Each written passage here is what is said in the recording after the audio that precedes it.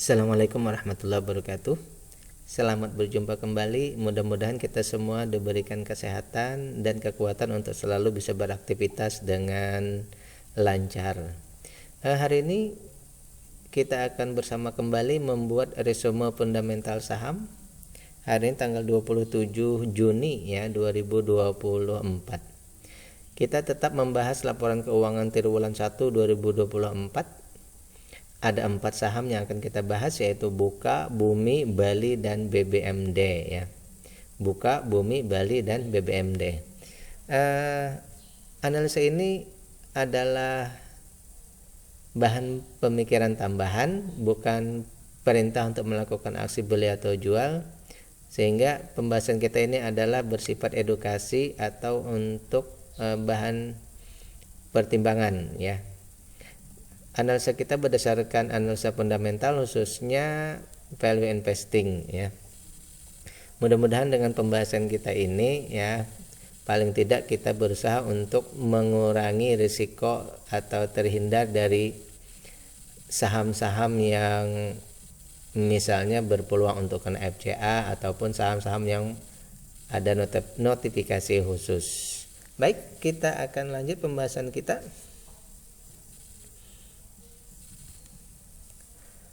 Apabila Anda menemukan video ini dalam video pendek, maka silahkan klik di bagian paling bawah tonton video, ataupun juga klik link untuk melihat video lengkap pembahasan kita ini. Dan saya juga sudah meletakkan playlist di deskripsi untuk pembahasan saham-saham yang sudah saya bahas di triwulan 1. Jadi kalau untuk mengetahui saham lainnya silakan klik di situ. Baik, yang pertama ini Buka ya, Buka. Buka atau bukalapak.com Tbk ini adalah perusahaan teknologi Indonesia ya, yang kalau tidak salah ini pertama kali ya startup itu melantai di bursa ya. Jadi startup yang pertama kali melantai di bursa Indonesia itu ya Buka atau bukalapak.com ini ya. Baik, kita akan bahas laporan keuangannya. Yang pertama dari segi valuasinya ya, harga pada saat pembahasan ini ya, yang tertera dari pembahasan saya ini sekitar 130-an ya. Harga saat pembahasannya yang tercatat di tempat saya ini 130-an. Sementara itu nilai bukunya 245. Berarti harga sekarang ini masih di bawah dari nilai bukunya ya. Harga sekarang masih di bawah nilai bukunya. Ada ruang bagi investor untuk menaikkan harga ya, membelinya sesuai dengan nilai buku. 44%, ini termasuk besar ya. Kemudian juga dari segi pendapatan, dari segi keuntungan, perusahaan ini ternyata masih mengalami kerugian ya. Rugi Rp4 per lembar saham di kuartal 1. Oleh karena itu, dengan IPS yang minus ini, maka kalau sebenarnya kita berpatokan bahwa mencari perusahaan yang sudah untung ya. Oleh karena itu, kalau menurut saya di sini yang pertama di sini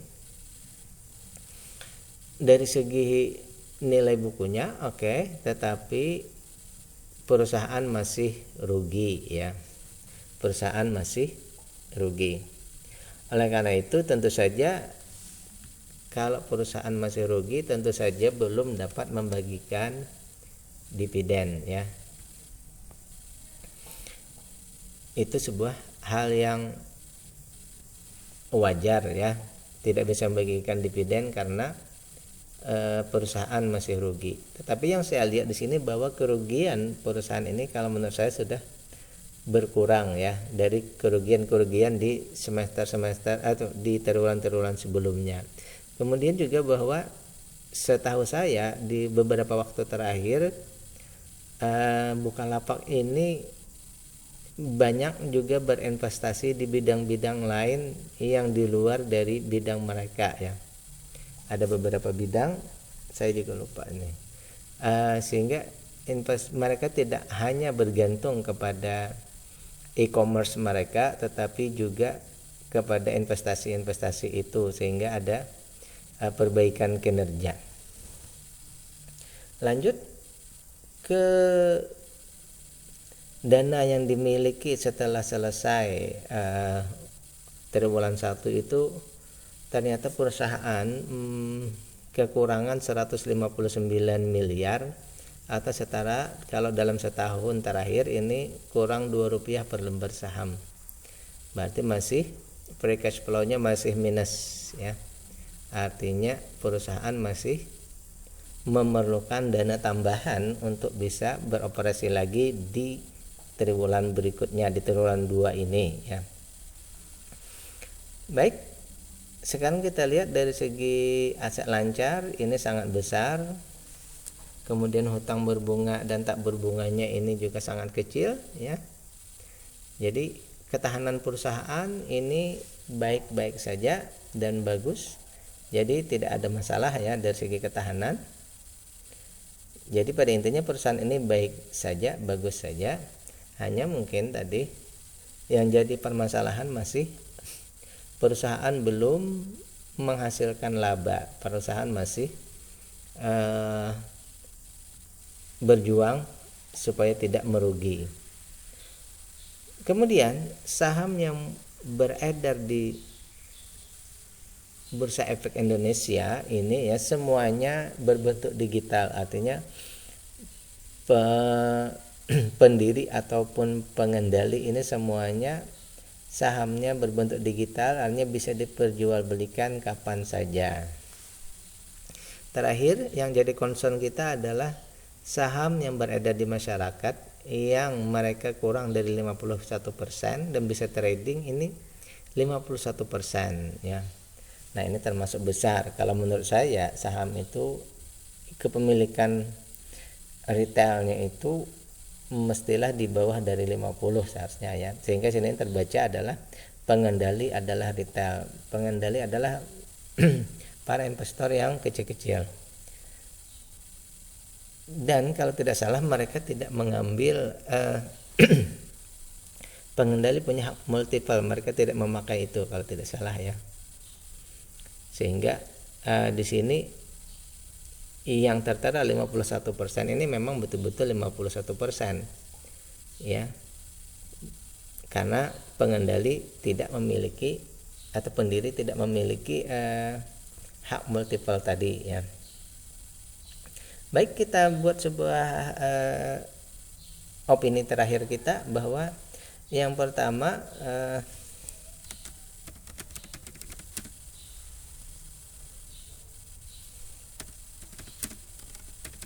ini yang paling penting, bagaimana bisa perusahaan kembali menjadi pengendali, meskipun kalau seperti ini bisa saja pengendali misalnya 40 atau 30%, tetapi kekuatannya tidak terlalu besar. Yang kita kehendaki adalah bahwa pengendali itu sebaiknya di atas 50%. Yang kedua, bahwa perusahaan ini dari segi ketahanannya oke, ya. Mungkin karena banyak suntikan dana tadi ya, dari bahkan mereka bisa berinvestasi ke lain ya. Hanya yang jadi concern kita yang kedua di sini adalah dana untuk usaha berikutnya ini mesti harus diperbaiki, dan juga nah di sini ya. Jadi concernnya 3. Yang pertama ini kepemilikan sahamnya, kepengendalian ini supaya diperbaiki. Yang kedua juga free cash flow-nya yang harus di-concern harus lebih dari 0. Dan terakhir menggenjot kinerja perusahaan supaya menghasilkan laba ya. Karena saat ini secara perhitungan bahwa perusahaan ini merugi 1,83% ya di setahun terakhir ya. Demikian pembahasan kita. Jadi kenapa kita harus menahan diri atau menunggu lagi kinerjanya menjadi lebih baik dulu ya.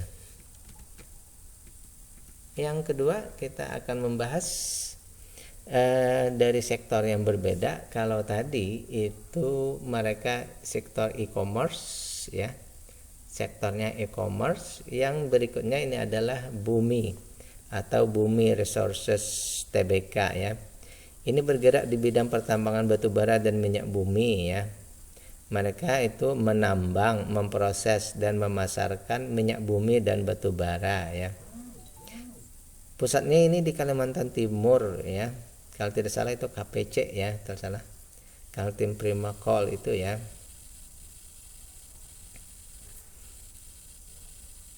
Baik, kita akan lanjut juga kalau tidak salah ini Bumi Resources ini asalnya semula ini milik dari keluarga Bakri. Namun di akhir-akhir ini tadi ada juga masuk grup Salim ya. Jadi ada dua entitas besar di sini ya. Baik, kita akan cek dulu bahwa nilai perusahaannya ini Rp69. Harga pada saat saya membahas ini 81. Berarti harga sekarang sudah lebih tinggi, cuma lebih tingginya sedikit saja, 17% saja ya. Jadi kategorinya ini kategori wajar ya. Artinya harganya seputaran memang seperti itu ya. Namun di sini permasalahannya IPS-nya ya. IPS-nya ini hanya Rp1. Berarti ini memang ini mereka sudah untung ya. Jadi sekarang Bumi ini tidak rugi lagi, Bumi ini untung. Untungnya Rp1 per lembar saham ya. Sehingga kalau kita mendasarkan kepada IPS ini untuk menentukan valuasi, ya maksimal beli di Rp10 ya. Sementara harga sekarang itu 81, berarti 7 kali lebih mahal daripada maksimal beli kita di 10 ya. Kemudian dari sini kita lihat dulu dari IPS Rp1 dari 69 tadi itu keuntungannya itu hanya sekitar 1% ya. Jadi wajar saja dengan keuntungannya hanya sekitar 1%. Kalau menurut saya wajar saja belum bisa membagikan dividen ya. Karena keuntungannya masih kecil tadi ya. Lanjut, jadi valuasinya yang mahal ini kalau menurut saya bukan karena perusahaannya sudah bagus dalam artian keuntungannya besar, tapi di sini mungkin lebih kepada capital gain yang dikejar oleh para trader ya, mungkin seperti itu. Lanjut kita ke cash flow-nya, free cash flow. Di triwulan 1 mereka punya kelebihan 16 miliar, berarti bagus ya. Kemudian di setahun terakhir ini mereka itu Rp0,04 per lembar sahamnya ya, ke free cash flow-nya. Artinya ya lebih daripada 0 lah. Oke. Jadi free cash flow-nya kita kategorikan aman ya. Dalam artian pas-pasan free cash flow-nya, berarti untuk di triwulan berikutnya dananya ada saja ya, pas-pasan ada. Lanjut kita ke current ratio atau aset lancarnya, di sini hanya 81%. Berarti di sini ya current ratio-nya kurang ya. Berarti perlu ada dana cadangan ya. Untuk hutang berbunga dan tak berbunganya ini masih kita kategorikan aman karena di bawah dari 100% ya. Cuma itu tadi di aset lancarnya yang perlu ditambah di sini ya. Kalau misalnya perlu bayar hutang, maka nanti perlu ditambahkan di sini ya, menambahkan dana untuk membayar hutang. Kemudian dari segi kepemilikan non warkat hanya 27% dan ini cukup memadai ya, aman saja. Hanya seluruh sahamnya sekarang ini sudah berbentuk digital ya, semua bisa trading, seluruhnya pemilik bisa trading. Baik, sampai di sini kita simpulkan bahwa ketahanan perusahaan di sini perlu diperhatikan, karena di sini aset lancar untuk bayar hutangnya ini perlu ditambahkan ya. Jadi ini untuk current ratio-nya ya perlu di concern lebih jauh. Kemudian di sini bahwa yang kedua ini perusahaan perlu meningkatkan keuntungan ya untuk bisa mendapatkan yang lebih ya, karena dengan data seperti ini sangat sulit untuk bisa membagikan dividen ya. Bagaimana kalau misalnya 10 di sini misal, maka perusahaan jadi untungnya sekitar 14% jadinya ya. Maka di sini valuasinya menjadi lebih baik ya.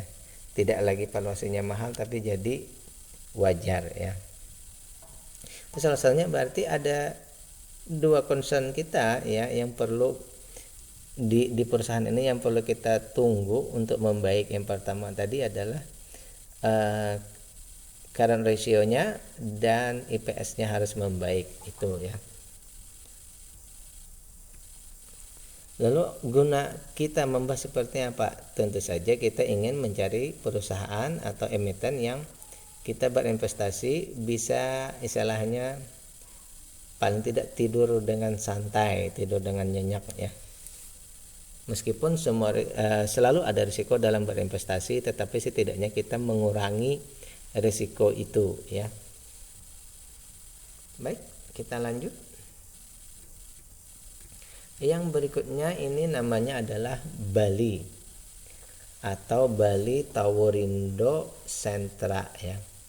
Bali Towerindo Sentra. Ini salah satu perusahaan penyedia jasa penyewaan menara telekomunikasi ya. Mereka juga menyewakan menara untuk instalasi pemasangan antena dan lain-lain ya. Fiber optik juga mereka ada ya.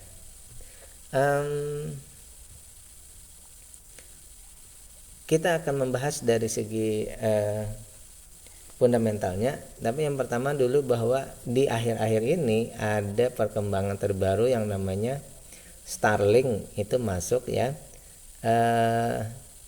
Mereka menggunakan satelit langsung ke daerah-daerah. Nah, yang jadi concern kita dengan perusahaan tower menara ini bahwa kalau tidak salah ya, Starlink itu bisa langsung membagikan sinyal mereka tanpa melalui menara-menara tadi ya. Tapi sebenarnya akan lebih bagus kalau ada menara ya. Tetapi di sini mungkin agak sedikit nanti menggerus ya, menggerus pangsa pasarnya tower atau menara ya. Namun kalau nanti misalnya Starlink itu diwajibkan bekerja sama dengan provider lokal, mungkin saja nanti ada perubahan-perubahan sedikit ya. Namun sekali lagi bahwa tentu saja ada pengaruh provider satelit ini dengan menara-menara tersebut ya. Lanjut, kita akan bahas dari segi fundamentalnya. Yang pertama bahwa nilai buku nilai bukunya ini 600-an, harga sekarang sudah 1000. Berarti di sini investor itu sudah menghargai perusahaan ini di atas dari nilai perusahaannya, sekitar 60% ya, di atas dari nilai perusahaannya. Ini termasuk dalam kategori wajar ya. Dari segi valuasinya harga sekarang ya ini maksimal beli ini 360.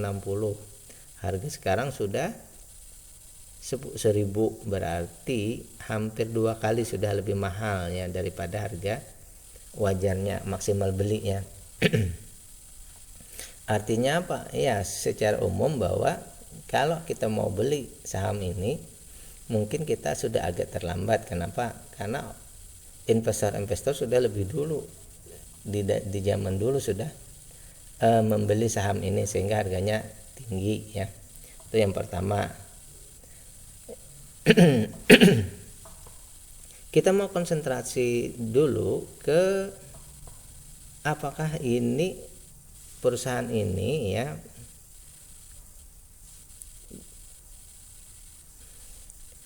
ada peduli atau investor friendly ya. Setelah kita lihat ternyata mereka berdasarkan data terdahulu membagikan dividen itu 84%. Ini termasuk besar ya. 84% ini DPR-nya sangat besar ya. Jadi simpulannya bahwa perusahaan ini, simpulan awal ya, perusahaan ini berarti mature ya, sudah tumbuh hampir tidak bisa berkembang lagi ya, kecuali nanti mereka mau mau ekspansi ya. Untuk sampai saat ini dengan membagikan sebesar 84%, berarti mereka belum ada rencana untuk pengembangan lebih lanjut. Namun dari segi DPR yang besar ini tadi, karena sudah dihargai tinggi oleh investor, sehingga ya dividennya menjadi kecil, pas-pasan dengan inflasi ya, pas-pasan dengan nilai inflasi ya, sehingga dividennya menjadi kecil ya. Lanjut, kita bahas di sini dulu.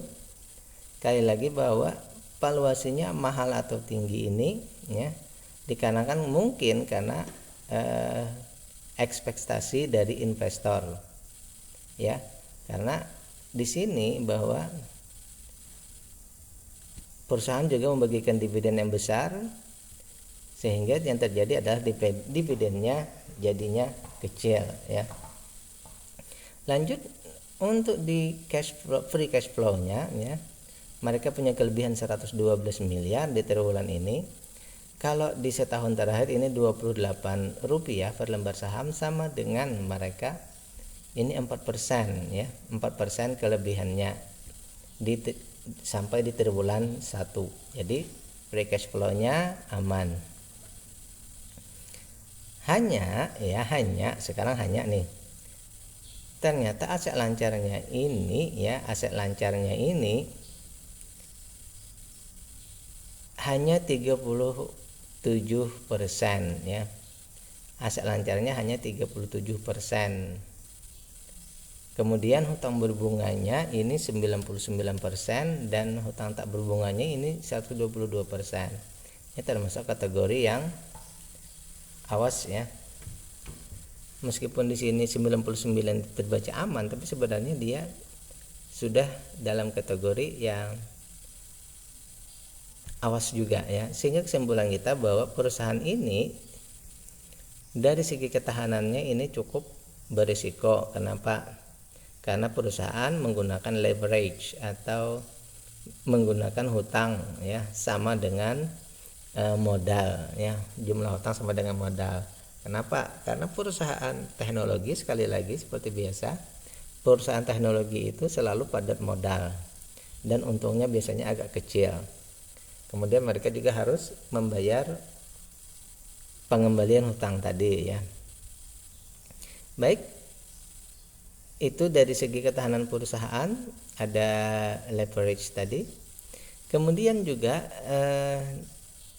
dari segi kepemilikan, ini 89%-nya itu berbentuk digital, berarti 11%-nya atau 11%-nya ya, itu mereka tidak ditradingkan berupa warkat. Dari data ini kemudian non warkatnya hanya 29%, berarti ini oke ya. Simpulan kita untuk perusahaan ini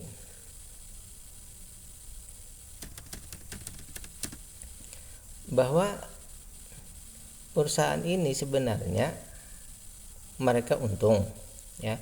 Perusahaan ini untungnya ini sekitar 5% atau 6%. Nah, untuk kategori untung bersih sekitar 5% ini ya kalau menurut saya masih dalam kategori di bawah ya. Kita pengennya sih sekitar 10% minimal ya. Kemudian yang paling concern kita itu di sini adalah dan juga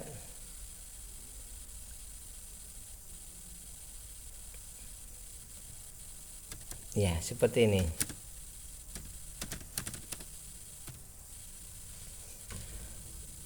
Bahwa hutangnya tadi dikarenakan modal mereka yang besar tadi ya, sehingga mereka perlu ada leverage. Memang para ahli banyak mengatakan bahwa yang namanya perusahaan teknologi ya memang harus berutang. Itu memang benar. Namun saya pribadi ya beranggapan begini, bahwa teknologi itu ya berutang iya, tetapi kadang-kadang perkembangan teknologinya itu sangat cepat sehingga belum selesai ya, belum bisa menghasilkan besar keuntungan dari teknologi yang pertama, sudah datang lagi teknologi yang baru, yang terjadi malah harus menambah modal lagi, sehingga nanti kejar-kejaran ya antara menambah modal baru sementara mengejar keuntungan yang lama belum selesai. Nah, ini problematik yang sangat besar bagi perusahaan-perusahaan teknologi ya. Jadi menunggu ketahanannya membaik dan EPS-nya juga membaik. Nah, modal yang besar otomatis di sini hutang yang besar juga ya. Otomatis nanti ada hubungannya dengan IPS-nya ya. Jadi otomatis agak susah. Misalnya pun untungnya besar, tapi kan harus membayar hutang, akhirnya IPS-nya menjadi menurun ya. Nah, karena itu kalau menurut saya ini ya yang pertama itu perusahaan harus meningkatkan kinerjanya sehingga nanti hutangnya menurun, ketahanannya membaik, sehingga nanti IPS-nya juga membaik. Nah, dilemanya tadi bahwa dengan begitu kesulitannya adalah kalau perusahaan menahan diri dari perkembangan teknologi, maka akan ketinggalan juga ya. Ini sangat dilema bagi perusahaan.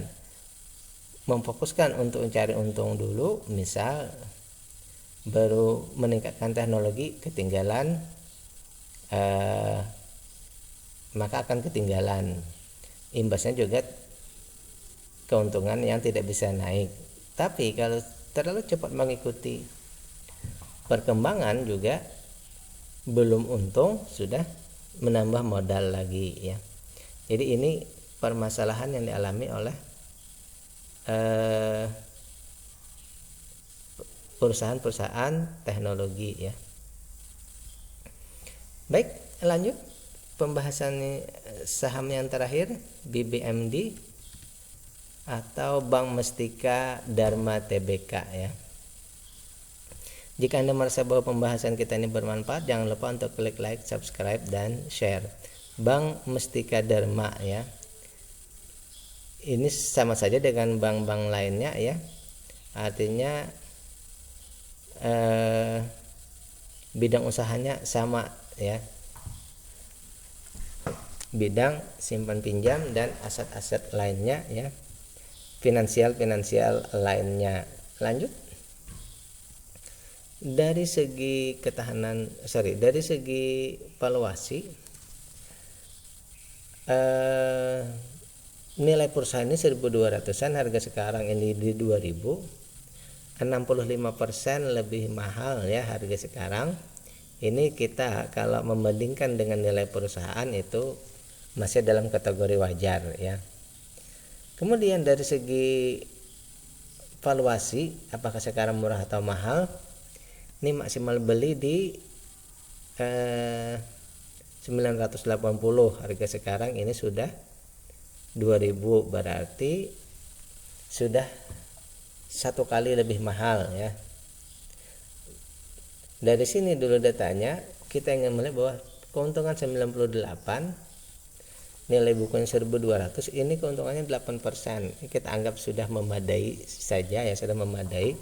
Berarti tingginya harga di sini kalau menurut saya pribadi ya, bahwa ini melihat future value-nya, bahwa investor melihat bahwa di sini menghargai tinggi karena future value-nya, karena memang keuntungannya mulai besar ya.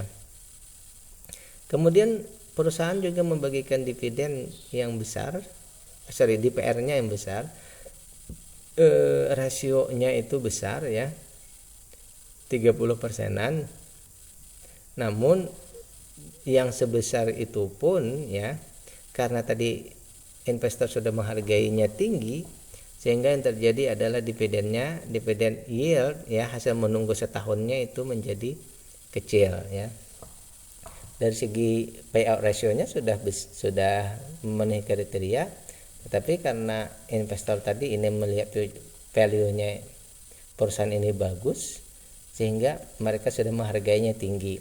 Jadi pada saat kita membahas ini, sebenarnya perusahaan ini bagus, tetapi karena kita membahasnya terlambat, kita menganalisinya di saat ini, maka belum saatnya kita